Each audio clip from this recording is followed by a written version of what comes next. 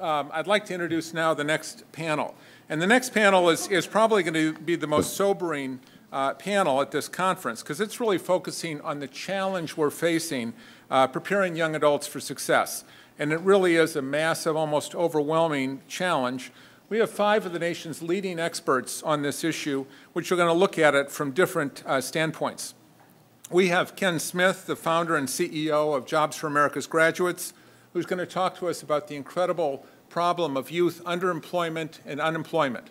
Did you know that in the last decade, the percentage of young people, teens, who are involved in the workforce, labor force participation has dropped almost in half. It's gone from about 50% in 2000 down to about 25% today. Our kids aren't getting exposed to the workforce at all. How can they develop the skills they need to succeed? We're going to hear from Russell Crum now. He's Managing Director of Opportunity Nation.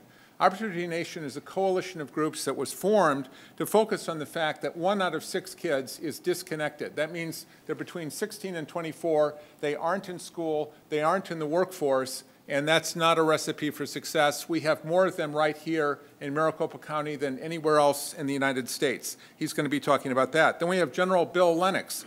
He was superintendent of West Point, the world's leading institution for training military leaders. Did you know that today in America, 7 out of 10 young Americans are not fit to serve in the military? 7 out of 10. He's going to be talking about that and how we can address that challenge.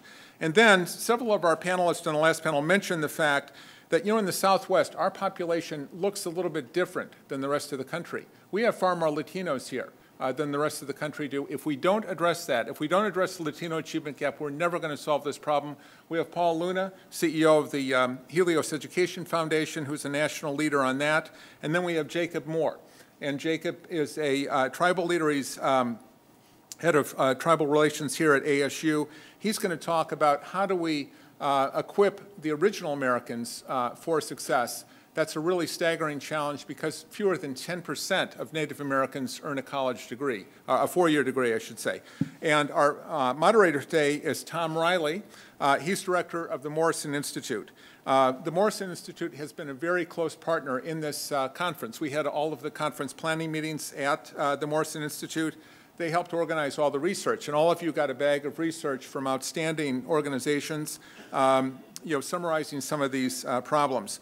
And Tom is hoping to take the focus of the Morrison Institute not just on Arizona, but broader into the Southwest. He spent much of his career as CEO of Clark County, which is, as you know, the home of Las Vegas, so he's very familiar with Nevada. He's an honorary member of the Nevada team, and I'll turn it over to Tom to moderate the panel. Thank you, Bill. Since the founding over 32 years ago, the Morrison Institute has produced impactful, in-depth analysis on education and its impact on Arizona and the Southwest. In 2013, we produced an in-depth, comprehensive report on CTE called On the Rise, 21st Century Career and Technical Education Pathways. In it, we examined the opportunities and challenges facing CTE, identified possible solutions, and which institutions can implement them. The report presents original research using student-level data from 2 of the largest school districts in Arizona and showed a statistically significant correlation between enrollment in 2 or more courses in CTE and 2 measures of student engagement, a reduction in the likelihood of dropping out, and absenteeism. I invite you to take a look at the work on CTE, education, and many other topics at our website, morrisoninstitute.asu.edu. As Bill had mentioned, our panel today, we've assembled a very prominent, outstanding group of panelists to address the issues of challenges facing young adults in the Southwest and why we are failing to prepare so many of them for success. We're going to have each of the panelists do a brief presentation on some of these challenges and then ask a question or 2, and perhaps we can get to the audience if you have any questions also. So why don't we begin with Ken Smith, the CEO for Jobs of America Graduates. Thank you, Bill. Pleasure to be here. I'm here on behalf of our board of directors. Our organization operates in 33 states and 1,000 communities across the country. We are completing our 35th year of serving the lowest performing 20% of the high school population. That's our target group, the lowest performing 20%. We just completed serving the 1 millionth student, so I hope what I'm about to say should give hope that there really are ways to decisively help the lowest performing part of the population. Out of that 1 million young people, 90% graduated. The lowest performing 20%, 90% graduated. We doubled the rate that this population, most of which, as Bill said, actually weren't even in the labor market. We doubled the rate they found work. We tripled the rate they found full-time work. And for those who went on to higher education, only 8% thought they could and or wanted to when they joined us. We now have 45% enrolled in higher education. We more than double the rate the population actually goes on to higher education, and we think we're doubling the rate they complete, but we don't have that final evidence. So that's why I want to reinforce what the governor said this morning. You have here and in Nevada and in New Mexico one of the hidden and unappreciated assets, jobs for Arizona graduates, jobs for Nevada graduates, jobs for New Mexico graduates. And the governor, demonstrating the commitment that he said here earlier today, joined the National Board of Jobs for America's Graduates because of the results I've just described and the goals that he described to you this morning. We have 10 governors serving on the board. I'm told it's the largest number of governors to serve on a board of that kind.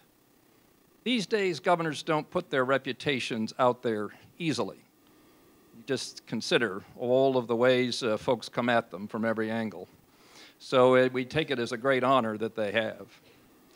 So the success that I've described got started first in Delaware, and then one of your great leaders, Carolyn Warner, then the elected state superintendent, said, I want it, and I want it now in Arizona.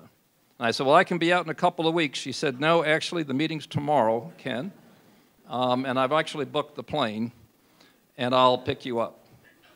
So we brought the success of the Delaware model to Arizona, and it has demonstrated those kinds of results. Actually, I have to give Arizona credit. I mentioned the 90% graduation rate. In Arizona, it's 97%. Overwhelmingly Hispanic students and some Native students. And to the Native American issues, which are so troubling that I know we're going to be talking about, I just left a board meeting last week in Montana. Here in Arizona, of course, you've got 40% of the Native population, but Arizona, I think, thinks it's second in terms of relative population. And the governor there is committed to bringing JAG to all of his Native American high schools and all of the schools that have large numbers because we're getting 90% graduation rates for the Native population in Montana and South Dakota. So in the end here, this is all about jobs. Ronald Reagan maybe said it best. The best social program ever devised is a job. Everything's typically better, marriages, raising kids, living life well, having a good family if you got a job, and generally everything's worse if you don't. So we are jobs for America's graduates, and that's what we're all about. So I commend to you the fact that there are some hidden assets, some hidden pathways, some hidden strategies that have been proven to be successful, and again should add confidence that it can be done. Senator Tom Carper was governor of Delaware, told me the other day he was at some hearing after his third term in the Senate. He was quizzing an assistant secretary of the Coast Guard. The fellow was not a public policy person. He was asking him what they should do about some of the problems in the Coast Guard. He said, sir, I'd figure out what works, and I'd do more of it. Senator Carper said, let me write that down. So that may be one of the best definitions of what public policy should do. So I commend Jobs for America's Graduates to you. 35 years, 1 million kids, 1,000 communities, recessions, recoveries, rural, urban, ethnic populations.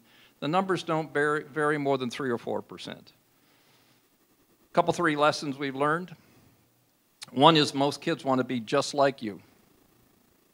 That's what most of them want to do. They want to be where you're sitting. They want to be in your job. They want to be in your family circumstances. All you got to do is give them a chance and channel the energy, the enthusiasm, give them hope, give them opportunity. And if you do that, by and large, they will succeed. 97% of the young people we serve when asked, have you ever been asked to join something, said no. I get asked to get joined a lot of stuff all the time, probably because of titles and whatnot. But give them a chance to join something, give them a chance to lead something, give them a chance to be engaged, and the rest of it will work. That's the overwhelming lesson. Give them an opportunity and it'll work. I remember the superintendent of South Central LA said, what you've done here, Ken, is you've created a new gang, but a good gang of young people who have a constructive approach, getting ready for work, competitive events, community service activities, leadership development, plus the employability skills and the chance to get a job. Now, having given you lots of positive news, our friends at Walmart talked about the scale. Well, I'll mention, without naming the company, you'll figure this out, but I don't want to say their name. A large retailer that all of you have been at, probably frequently, had a hiring day 2 years ago, said we're going to hire 50,000 people in America on one day. They hired 62,000. Big day. So when Governor Markell, then our chairman, asked this head of HR of this organization, well, how many applied? 1.4 million people applied. Wow. If you had had the jobs, how many would you have hired? Pause. 70, 80,000 more, maybe. So out of 1.4 million people who applied, who thought they could do the job because they applied for it, you might have hired 120,000, 10%. So we're back to some of the issues that were reinforced by our business colleagues here in the last panel. 1.4 million people, so the issue is enormous. We have 5,000 employers in JAG, mostly small employers across the country. We get a 95% customer satisfaction rating.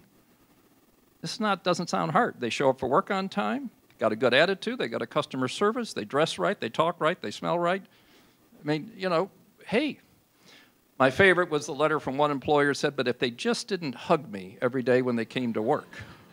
I said, I could think of a lot of problems, sir, that would be worse than that, but I'll pass that along. But it is that sense of readiness and interest that employers will leap on and then provide the opportunities and the pathways for them to go. So I'm going to leave you with one of the more graphic phrases here in the West. God made men, Colonel Colt made them equal. Well, we like to believe Jobs for America's graduates is helping to make sure the kids in Arizona and New Mexico and in Nevada are at least equal. And the good news is, I think, actually, they're succeeding ahead of the average. So, again, thank you for having us here. Thank you, Ken. Next, we'll hear from Russell Crumnow, Managing Director of Opportunity Nation. And I believe you're going to jump up to the stand there because you have some PowerPoint slides.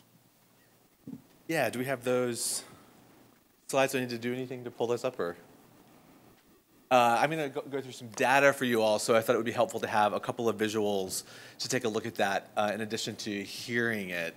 Can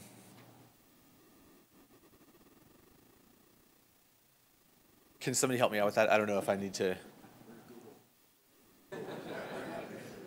We have Google up here. Do anything.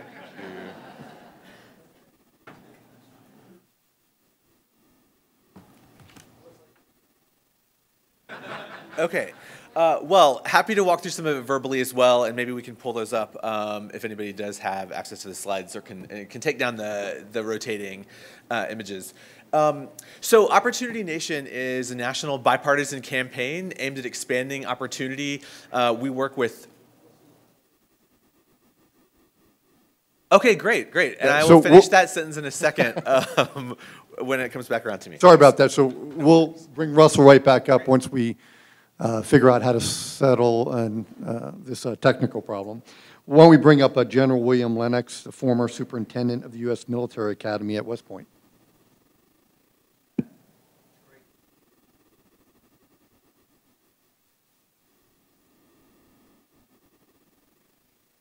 I guess you just saw the technical problems we're facing in the country here.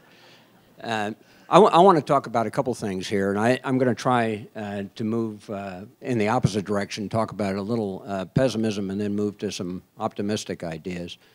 Bill wanted me to talk about something that's very close to me, and that's the military.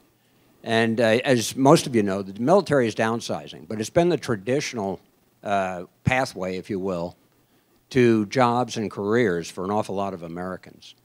The Army now is only hiring 57,000 this year, so you're talking about 50,000 in a day, 57,000 this year. And as Bill mentioned earlier, 70% of Americans are not eligible to get into the Army. That 18 to 24-year group are not eligible to get into the Army. Why? Obesity, health problems, not completing high school, criminal records, drugs, but 70% are not eligible to get in. And here is a great pathway. Here you develop your life skills. There's a maturation process that goes on, discipline, and education when you're talking the GI Bill. So a great opportunity for a lot of American youth that just can't be taken. So we need some mentoring early to help some of these young folks to be eligible to get into some of these opportunities. I have to take the opportunity, West Point, for those on the high end of the scale, if you're involved in education, high school, you have some great young men and women that are academically very good, physically fit, leaders. West Point, Forbes #1 college about 5 years ago. It's free. And in fact, the students get paid while they're there. And there's a 5-year commitment afterwards, but it really is developmental. Some great young Americans over the last few years. All the service academies are very good in that regard. Last year, 15,000 applied, 1,200 were taken. So that is really tough. But if you do have them out there, get them involved. Arizona has a number of great young men and women in the academy now. Now, I'd like to talk about something that I just got involved with about 1.5 years ago. And it goes to the fact that in 2022, between now and 2022, there's 300,000 automotive technician jobs that are opening up, and we're not going to be able to fill them. Going back to refrigerators, HVAC systems, automotive, we're not going to have the skills to take care of what we have right now if we don't resolve this problem. And earlier, Tracy talked about associations between industry and academia.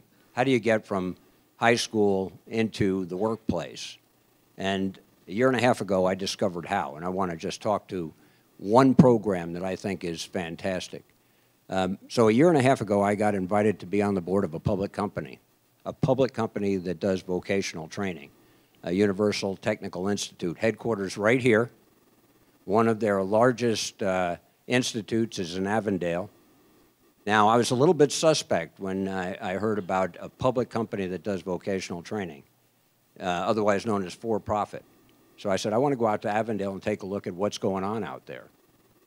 And I was really surprised. Coming out of the military, I thought I was back in the military. I got into at the Avondale campus, huge campus, big capital investment, and I'll talk to that in a second. But all the young men and women there, clean cut, wearing their UTI T-shirts, jeans, all there on time, their presence checked to make sure that they were there. So the training was going on not only in the automotive training, but also in the job skills that they would need later on. So what does UTI do? It trains automotive techs, diesel techs. So Cummins is one of our big associates. Collision repair, marine, and motorcycle repair, and they do a fantastic job. 88% of the young people that go through there and graduate get jobs in their field immediately. And it's because of the association between Universal Technical Institute and 30 partners. So as you go into the Avondale campus, you see all of the classrooms there, and you see the hands-on labs that they have. But they also have arms that extend out. You have the Mercedes arm, the BMW arm, the Ford arm, the GM arm. And each of those arms has 40 or 50 cars in it. It has all the tools that that company uses and it has the software that they use.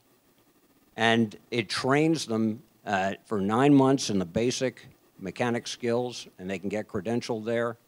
And then the OEMs, the original equipment manufacturers, the GMs, the Fords, take over for the next 3 months and get them qualified in their own areas and then hire them. It's just an absolutely great model, and it works. So I'd highly recommend that, and maybe that's a pathway for some of the other industries. But a public company offers that vocational training and does probably a better job than any government program that I know of or any other program that I know of. So start with the pessimism and hopefully optimism, and maybe we should tie in together and team up together. Thank you, General Lennox. Let's next move to Paul Luna, the CEO of Helios Education Foundation. Great. Thank you, and good morning to everyone. I guess I want to begin really by first clarifying my introduction. I was described as an expert, a national expert on Latino education and achievement gap, and I guess I'll clarify that by saying, yes, I am Latino, yes, I run an education foundation, and yes, we do believe the most important issue in the state of Arizona is addressing the Latino achievement gap and degree attainment gap. So if by definition that makes me a national expert, then okay, I get that. But I just wanted to clarify that at the very beginning. But it is a pleasure to be here and to talk about the challenges that face Latino students. And not that, again, that I'm an expert in all areas of this, but I think it is an important element to be introduced in this discussion and, quite frankly, all discussions around education. And I'll sort of cut to the chase a bit and say, I really believe that the biggest challenge that Latino students face, and in particular here in Arizona, is really a question of will, or really a question to us as a community. And it's a question that says, do we as a community, do we as a society, do we as a state, a region, a nation, care whether or not Latino students succeed in post-secondary education? And that's really the question of us, and that's the biggest challenge I think that Latino students face. So with that in context, let me explain why I get to that point. So piggybacking off of our founding chairman Vince Roig's favorite quote, which is to say, all business is personal, let me talk about this a little bit from a personal perspective. And to share with you that I'm a first, well, actually, I'm a second-generation Arizonan, and I'm very proud of that. I'm Mexican-American by culture, and when you're Mexican-American, you get called many things. So you're Hispanic, you're Chicano, you're Latino. We're brown, okay? We go by all of those things, but we're very proud of that as well. I grew up in a small copper mining town named Miami, Arizona, and it's one of those communities that Tracy's company had so much of an influence. The mining industry was what drove those communities, and we like to say, we have a congressman actually from Miami, Arizona, Congressman Ed Pastor, who likes to say there are two people in the world, those that are from Miami, Arizona, and those who wish they were from Miami, Arizona. And the reason being, he says, when you grow up there, you grow up very tough, and you grow up with copper in your veins and sulfur in your lungs, and if you can survive Miami, you can survive anywhere, and that's why you can lead to success. And I share that just to make this personal and to put this work that we're talking about into context, and to make sure that as we go through the rest of the conversations over the next couple days, we always remember this is about students, this is about individuals, it's about lives and families. This isn't just a concept, this is really touching individuals' lives. So again, a little bit more about background. So my mom and dad were also raised in small copper mining towns. My dad graduated from high school, went straight to work at the copper mine, was able to provide for his family in a very meaningful way. He worked there for 45 years as a mason. My mom never graduated from high school because she got pregnant in high school, and back then they didn't let you finish high school. But they provided for us, and the one thing for me and my sister, what they really made clear was their belief in the transformational power of education.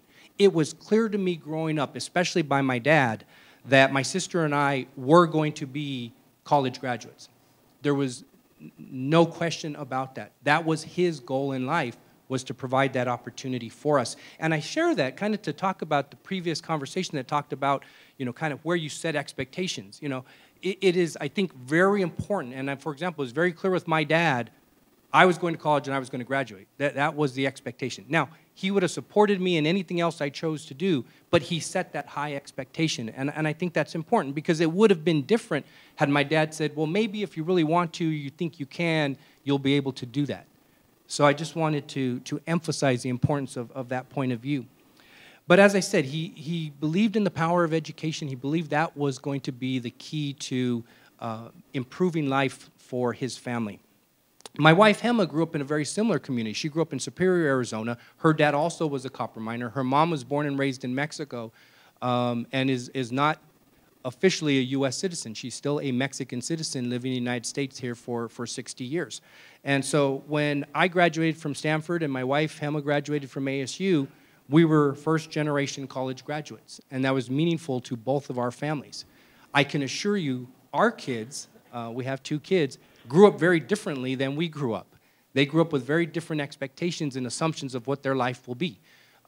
We can answer that question of what do you get when you cross a Stanford Cardinal and an ASU Sun Devil, you get a USC Trojan. I'm not sure that's good or bad, but that's what you get. And so we have a junior at USC majoring in engineering who's now doing an internship on Wall Street and living in New York. You were kind of talking about the lives of your kids that you never dreamed of. It's, you know, I never left Arizona until I went to Stanford, and my kids are traveling the world. I have a daughter at ASU because, by God, Hema was going to make sure that one of our students went to ASU and became a Sun Devil. So our daughter is fulfilling that dream for her and for us. It's important to share the story because, again, back to this is personal. These are our lives. These are children's lives, what we're talking about. And I can think it's fair to say that we reflect the concept of the American dream. Hema and I have lived the American dream and what our children are now able to do and to succeed in whatever manner that they would like. Robert Putnam has written a new book. He's the author of Bowling Alone, and he's written a book called Our Kids. Our Kids, the American Dream in Crisis. And I'm not going to do justice to the book, but I'll ask you to find it and read it because I think it's important to understand. But the point he makes is he compares growing up in Ohio in graduating in the 1950s to what society is today. And he basically says you could grow up as he did in 50 years ago, and whether you were rich or you were poor, you were going to have the opportunity to be successful, to better your life, and to succeed through really these concepts of these multiple pathways. And the question is that still available to all of our kids today? And back to Will, is do we care whether or not that's available? He defines the distinction between these classes as rich and poor. And his definition of poor is that if your parents only have a high school degree or less, by definition, you're poor. So I grew up poor. My wife grew up poor. Many of us, I'm sure, grew up poor by that definition. By definition, in his terms, you're rich if one or both of your parents have a college degree, because the opportunities today presented to you are going to be different as defined by that classification. So apply that to Arizona today. The vast majority of Latino students in Arizona are growing up poor by that definition. This was crystallized by the Morrison Institute report, 5 Shoes Waiting to Drop, back in 2002. And it built the case that said one of the most important issues and priorities for the future of the state of Arizona is to ensure that Latino students are educated. And they defined it as the Latino education dilemma. 10 years later, they produced another report, a follow-up report called Dropped, focused solely on what has happened since 2002 to Latino students, and in fact, the issue has dropped. Latino students are no better off. Every projection that was made of the devastating impact of Latino students not being educated, the achievement gap, the degree attainment gap, they're growing. And the most important element is the population of Latino students is growing as well. The demographics become very important when you start to think about the future of Arizona, the future of the Southwest, the future of the country, when you think about it in terms of demographics. Arizona today is what the country will look like 15 years from now. And we have a significant Latino achievement gap. Arizona will be a majority-minority state by 2030, a majority Latino state shortly after that. The vast majority, or the majority of the kids today in the K-12 education pipeline are kids of color, soon to be majority Latino. So this is happening. Demographics are going to happen. The achievement gap is real, and it's something that we have to address. I'll end on one final comment, and I think it really gets back to really the challenge for us and the challenge for Latino students. And it's a question of what we're willing to do. And you have to just look back on a couple years of history to ask ourselves whether or not we're willing to accept the status quo. And it's kind of a theme that emerged in the last panel. Are we willing to say this is unacceptable and it will change? So parallel two scenarios since 2002. You'll hear from Michael Crow tomorrow. Michael Crow will talk about all the vast, innovative ideas that has created from ASU since 2002 when he came here to create the new American University. And if you look at where ASU was in 2002, a great institution then led by Larry Corr, but to what it is today, you'll see this rise of innovation beyond probably what any other university has accomplished. Well, in 2002, the same challenge was posed, as I said, in the Morrison Institute of Latino Education. So the question is, what's happened since 2002 in addressing this major challenge to our state? And I think it's fair to say, from a Latino perspective, it's been hard to be Latino in Arizona since 2002. The battle of what it means to have an American dream in Arizona is being fought here, especially if you're Latino. And what's happened in education, I would say, is that Latino students, through that discussion, that debate, that battle, Latino students became minimized and ignored. And in fact, we had Arizona leaders, we had statewide elected leaders in education who like to tell the state of Arizona, Arizona education is just fine, because if you compare our kids, when you adjust for demographics, meaning you take out the poor kids and the kids of color, and then you compare our kids to the rest of the country and the other states, our kids do just fine, because the theory being the other states don't have all of these kids in their population, so let's compare apples to apples. So by definition, the Arizona approach has been to say, we care about these kids and not so much about those kids. And those kids are predominantly Latino. And then we have to ask ourselves, why is there a Latino achievement gap? Why is there a Latino degree attainment gap? Because maybe the question is, we have to decide whether or not we care about all kids having access to a quality education, and whether or not, as Robert Pultman would say, we can change and accept the fact that every kid is our kid. And their success should be defined no differently than the way the success of children like mine and many of yours, where academic success, education success, post-secondary education success, in many respects, is a given, an expectation, and something that can and will be accomplished if they want to.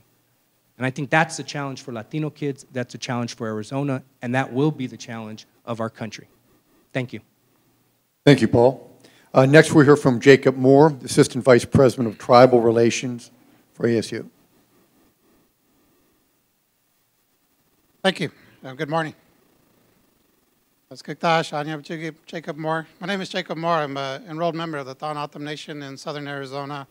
I live with my wife in Salt River, Pima Maricopa Indian community right down the road. And I'm also Lakota, which is Sioux, a couple of bands of Sioux tribes from Montana and South Dakota. And so, you know, it's interesting because I think, you know, what we've heard so far, you know, is kind of a combination of the good, the bad, the ugly. And the reason that we're here for the next couple of days is to really maybe be thoughtful about how we do include all of our students in our western states, including our Hispanic, our American Indian, and all other students in our states in terms of opportunities between the age of 16 and 24, and what are we not doing. So it is helpful to kind of understand historically what is occurring or what's occurring currently.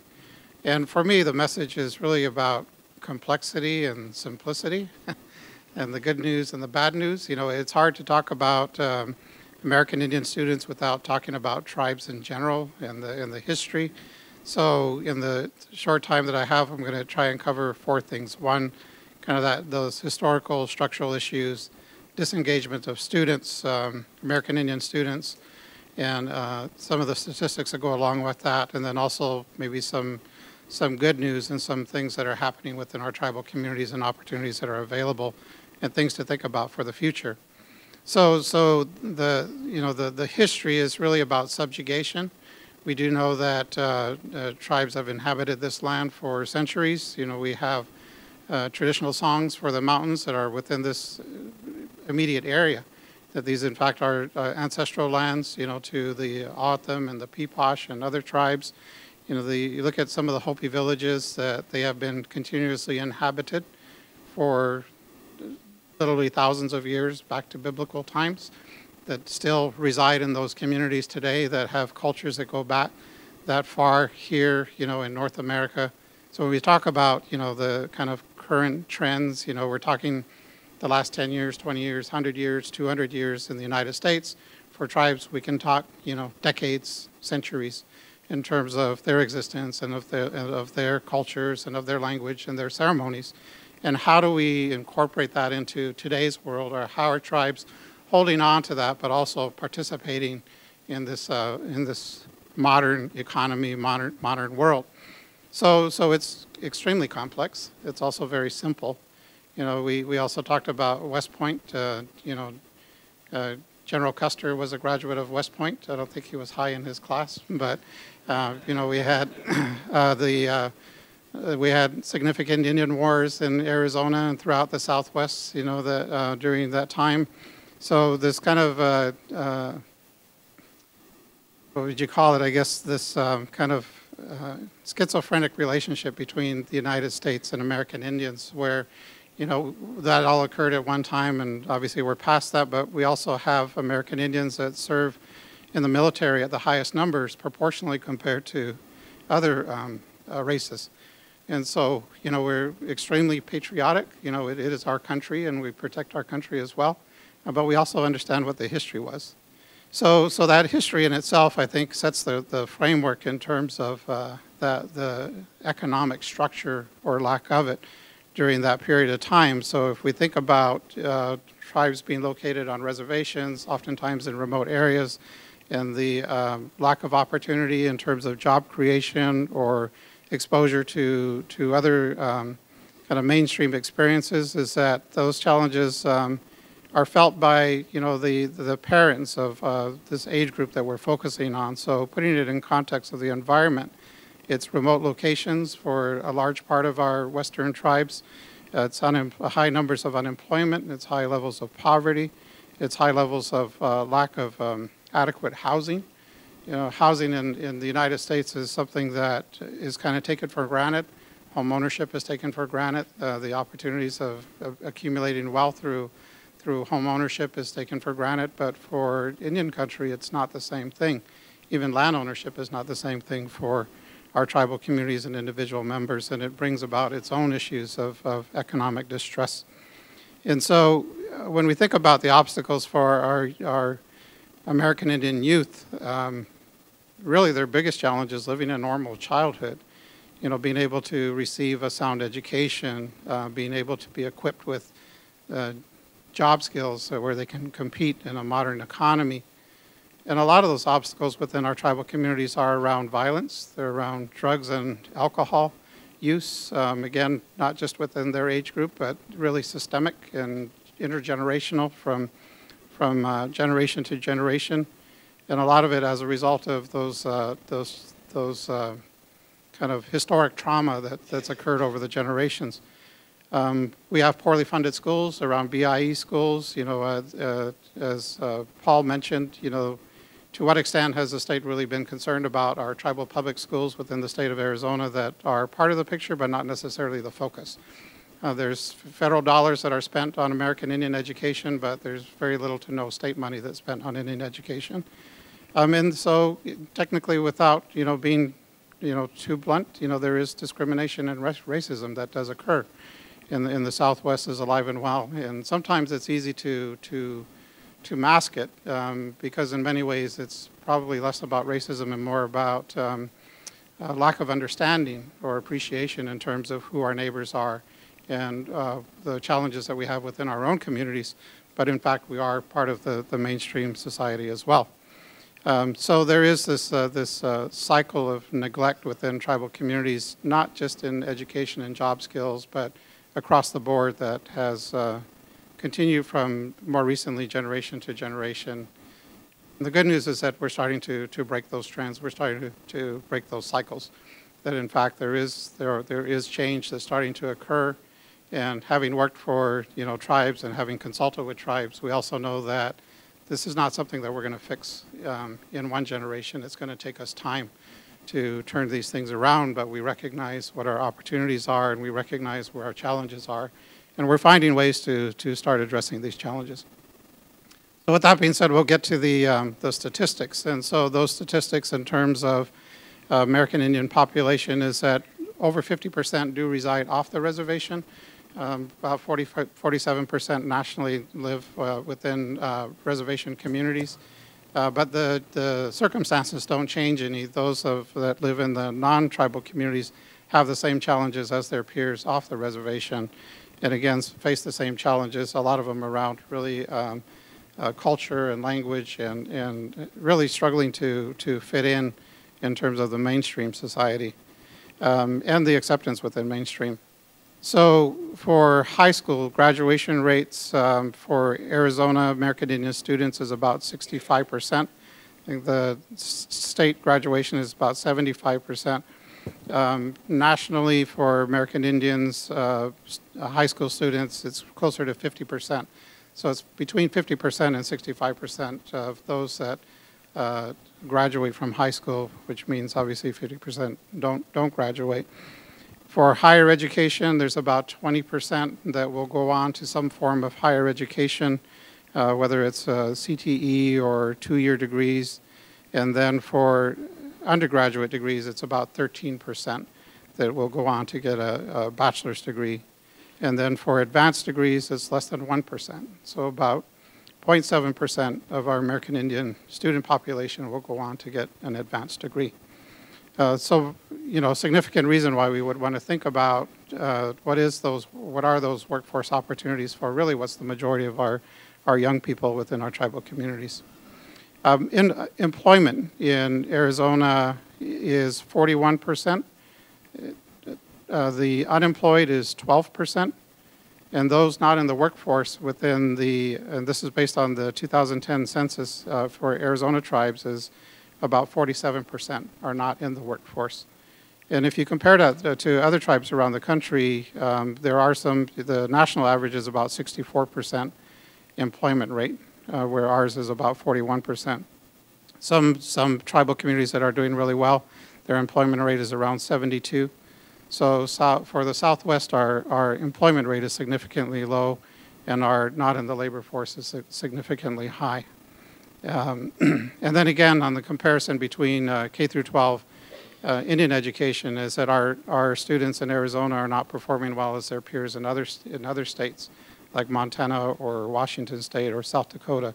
So we do have some significant education problems here in Arizona in our K through 12 system. So that is the bad news. What's the good news? I guess like I said, the challenges for the students is the opportunities to get a sound education, for being equipped for jobs in the modern economy, and then the issues of violence, drugs, poorly funded schools, and discrimination. But really, these issues do lead to stress and anxiety in our young people within our tribal communities that really discourages them from that ability to learn and to play and to live healthy lives. And ultimately, it does lead to depression. And tragically, it also leads to high incidences of suicide and incarceration. So the second leading cause of death between the age groups of 15 to 24 for American Indian youth is suicide. It is a significant number, and we also have a significant number that are incarcerated. So we do have our challenges that lay before us. So what's the good news? The good news is that we are starting to turn those economic issues around. In many parts here in Arizona, we can thank gaming as part of that. It's been the one opportunity that's really given us the chance to start to build job opportunities and start to generate revenue to address some of those issues. It's not the solution, and not every tribe, has a well-performing casino. It's really probably the metropolitan tribes. If you look at the rural areas, There are job creation and job opportunities, but it's not the it's not the panacea. It's not solving all of our problems. The one thing to consider is that there is in Arizona we own 27% of the land base within the state. So in many ways, the tribes in other states are across the country are resource rich and cash poor. I would also suggest that when we look at the numbers of those under 24, it's about 40% of our population are under the age of 24.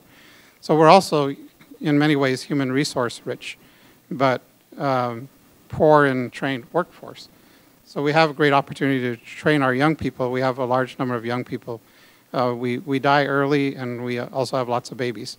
And so we do have a large young population. So we are in the process of breaking that cycle. And in closing, I think that the simplicity is that for tribal communities, even though we don't always understand it, even though they may be our neighbors, but we don't really kind of understand this kind of government-to-government relationship and tribal sovereignty, is that it's no different. It's about quality of life issues. It's about having good jobs, having nice homes, and having safe communities. And these are as important to our communities as well. And we are working toward developing opportunities for our young people, and we see a lot of our young people starting to succeed and starting to recognize pathways, just as was mentioned, first generation graduates and those kids that now see higher education, job training, entrepreneurship, access to capital as the potential for their future, and I'm assuming strategies that we'll talk about in the next 2 days. Thank you. Thank you, Jacob. And we'll reintroduce Russell. Russell, I note your PowerPoint slides are up there. So Russell Crum now from the Managing Director from Opportunity Nation. Thanks. Fantastic. Bill and I planned this because a theme of the conference is sort of second chances, right? So we wanted that to not work the first time in the spirit of trying again when things don't work out. So I'm going to just really briefly share with you a tool we've developed that I think helps frame this conversation, and I think will be something that can empower your work going forward. Opportunity Nation is a national bipartisan campaign, so I'm thrilled to be here to listen and learn from you all about what's going on in this part of the country.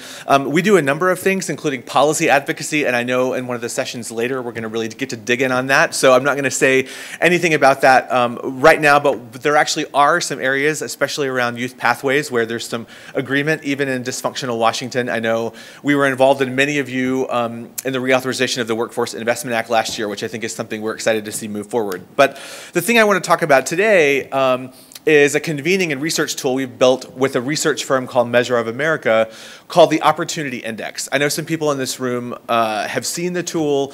Some of you may have been at the National Summit we convened on the same issues a few months ago, so we're so thrilled that Bill and ASU and the whole team are pushing this conversation forward in a deep way regionally. We were able to convene that national dialogue with Ken's team at JAG and with our friends at the Chamber and the Business Roundtable and United Way, many of whom are also here. So thrilled to see the momentum continue. The Opportunity Index is a tool that takes existing government data from 16 different indicators, pulls it together in an interactive, easy-to-use resource that can help you understand what's going on in your state and in your county. This is what the national map looks like, which later in a break, when I'm sure what you're going to want to do in a break is look at a bunch of data on a map, right? Knowing you also, you can go to opportunityindex.org or next week when you're back at your desk and pull it up and really dig into it. But the different shades of blue always track with darker blue correlating to higher scores and lighter blue, which unfortunately corresponds with a lot of this part of the country with lower scores. These are the indicators that we include. The idea of the Opportunity Index is if we only have a one indicator approach to looking at how communities are faring, we don't have enough information, right? Unemployment is very important, but doesn't give us enough information, whereas this full set of indicators gives us a little bit more texture and nuance and context around what's happening. So we have a number of economic indicators. I'm not going to go through them all here because I'm going to highlight some of the issues facing young adults, which is our focus. We've got some indicators around educational attainment, but we also want to look at, are communities safe? Do people have social capital? And a proxy to get at that is, are they a member of groups? Are they volunteering? Is there access to healthy food? So taken together, the index produces a score for every state, and then the states are ranked 1 to 51, with Washington, D.C. being included with the 50 states. And the counties are all given a grade like in school A to F. over 99% of the public is captured here. There's a very small number of people that live in extremely rural counties that don't have enough people in them to have enough data. This particular indicator, which I know is close to the heart of many of the people here, we've included the rate of youth disconnection. And I don't have to explain that to this room. Of course, that is 16 to 24-year-olds who are both out of school and out of work, rebranded by the field as opportunity youth, of course, as we think about them as assets that we want to plug into our economy. That is one of the 16 indicators. And in fact, the reason I'm putting this tool in context in front of you is that it confirms what you know in your lived experience, which is when young adults do well, communities do well. This is, along with the poverty rate, the most correlated indicator to an overall score. So stick with me, that's a little wonky. Are you guys with me? And we're coming to the end of the panel. So if you run a correlation, which of these indicators drive the overall score for a place? They all are important, they all make an impact. The two that make the biggest impact are the poverty rate and the rate of youth disconnection. If we can get more young adults on successful pathways, which is what we're all talking about these next 2 days, the overall community's well-being goes up. We are materially better off as a community. It's not just about the young adults' well-being, it's a triple bottom line benefit. So the next time you're in a meeting with a possible funder or an elected official who is skeptical that you're trying to win over, bring this as a way to underline what we already know in our lives and in our hearts, that this is true, and there's data to back it up. So really quickly, the 5 states, just quick snapshots taken from the Opportunity Index. So who hails from Colorado? Who calls that home? I know we've got a lot of different folks in the room. So Colorado ranks overall on the index number 18, does pretty well out of the 50 states in DC. Your disconnection rate, again, that's the percentage of young adults that are disconnected, is a little under 12%, which beats the national average of 14. Now, these things are relative, right? 11.8 is too high. 14.1 is too high. We want to bring those numbers down, but it helps to know where you sit with regard to national averages. Something we added to the tool, we update the Opportunity Index every year with new data, so I'll quickly give a commercial. That means this fall, there's brand new data coming to a computer screen near you, so stay tuned for that. But a feature that we added last year was the absolute number of young adults. So not just a percentage, right? Because that can, what does that really mean to me in my county? If you're in a county where there aren't many young people, the percentage might be a relatively small absolute number, and if you live in a big city, it can be a really, really big number where you've got to scale up programs. So in the case of Colorado, you can see how that tracks with the absolute number. Utah also does relatively well. Who's from Utah? On the overall Opportunity Index score, again, that number 17 rank means across all the indicators put together, Utah is doing 17th best when you plot all the states on a list. It also beats the national average on youth disconnection. The next couple of states, the story is not quite as positive. I know I'm preaching to the choir. Who is from Nevada? Do I sound like it's Nevada, right? I sound like a local. So Nevada, unfortunately, every year we've done the Opportunity Index. This coming fall will be the 5th year, so we have some really nice trend data. While it actually does well on a couple of indicators like median wages, when you look at the entire aggregate of the state, the educational outcomes are not strong, right? And so this is a good example of why a composite tool like this has value, because if you only pulled out one indicator, you might think, oh, there's decent wages around Vegas, Nevada's doing all right. But if you zoomed out and said preschool enrollment, on-time high school graduation, what's really going on here in the aggregate? We know the state was hit very hard by the housing boom and bust, obviously. You see it doing poorly on the overall index, and you see a rate of youth disconnection, in fact, 3 percentage points higher than the national average. Let's just quickly touch on the last 2 here. New Mexico, similarly, is toward the bottom on the Opportunity Index overall. I don't want to leave you out, New Mexico residents. Great, incredibly beautiful state. Almost 19% of young adults disconnected. And then finally, Arizona, the highest absolute number. And whose home state are we sitting in? A lot of folks probably. Again, the percentage of disconnection higher than the national average. This is not a surprise to many of you, but because this is a bigger population state and you have a big metro area like Phoenix, you have in absolute numbers 140,000 some young adults disconnected.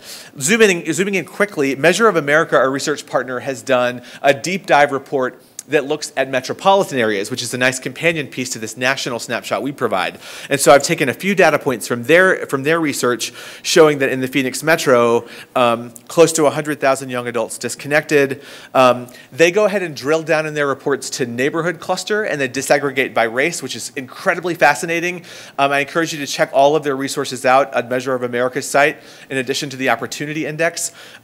Coming very soon this summer is a new updated report on the 1 100 largest metro areas and how they're doing on connecting young adults to school and work. So stay tuned. Obviously, Phoenix is going to be, again, one of those that they analyze. So we'll have fresh data. We can see, is the needle moving in the right direction or not? These are neighborhood clusters where disconnection rates are the lowest in the area. I don't know if this rings true for people, if these are parts of the area that you're not surprised have very small numbers of young adults who are disconnected.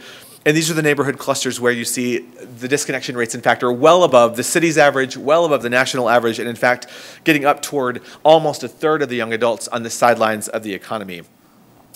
And then quickly looking at the racial breakdown, I want to note here, obviously, the native and tribal populations are hugely important in this particular state. The reason they're not broken out is because this report looked at the 25 largest metros, and there wasn't enough data on that subset in most of those places to have a significant a sample size. So that's why that's not broken out here, but obviously we have lots of expertise in the room on that population.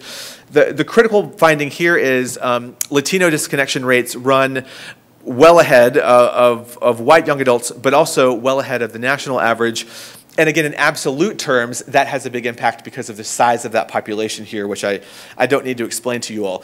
The Latino young adult disconnection rate in the Phoenix metro is, depending on the year, it's been either the worst or maybe the second to worst in the country. Philadelphia has a similarly very large disconnection rate of close to a quarter of Latino young adults, but of course, it's not as many young people. So when you think about absolute numbers, it's really huge here. So check out the Opportunity Index, dig into the data on your own. The main point I want to make from all those numbers is this is part of a larger conversation around economic opportunity. I'm really excited about the fact that the presidential campaign is already focusing on this issue of stalled upward mobility, whether the new campaign starting exhausts you or you're a political junkie and you're excited, wherever you may fall on that spectrum, I think it's a good thing for both parties to essentially be battling it out over who is more pro-opportunity and who has better plans for expanding opportunity for more Americans. We're going to be a part of that debate. We hope you will be as well, pushing all of them to get on the record, not only with an opportunity agenda, but with an agenda for young adults. Especially those that are disconnected. But what we don't want to do, and I'm going to close with this, is build yet another silo around disconnected young adults. We've just highlighted that population because I know it's important to you all, but the point of the index is to put them in context. We have many millions more young adults very tenuously connected to the labor force. So this is a special population we want to give attention to, but I think the goal should be, tracking back to the last conversation, let's build lots of pathways. Let's stop stigmatizing pathways that are considered alternative. Let's build lots of earn and learn routes. Let's lift up low income and first generation students who want to go to college and make sure more of them can afford to go. But let's also not stigmatize young adults who want to go to community college, who want to get career training, recognizing there's a lot of really good paying jobs in those fields as well. So that's what we're all about, is the multiple pathways route, and really putting this issue of how young adults are faring in context of our larger economy. Thanks. Well, thank you. I think the issues and challenges facing our youth in the Southwest are significant. I want to thank the panelists for presenting that. Unfortunately, we're not going to have time for any questions. I know when we start running into potty breaks, it's not a good thing. So we'll wrap up. And again, thanks to panelists for a great presentation.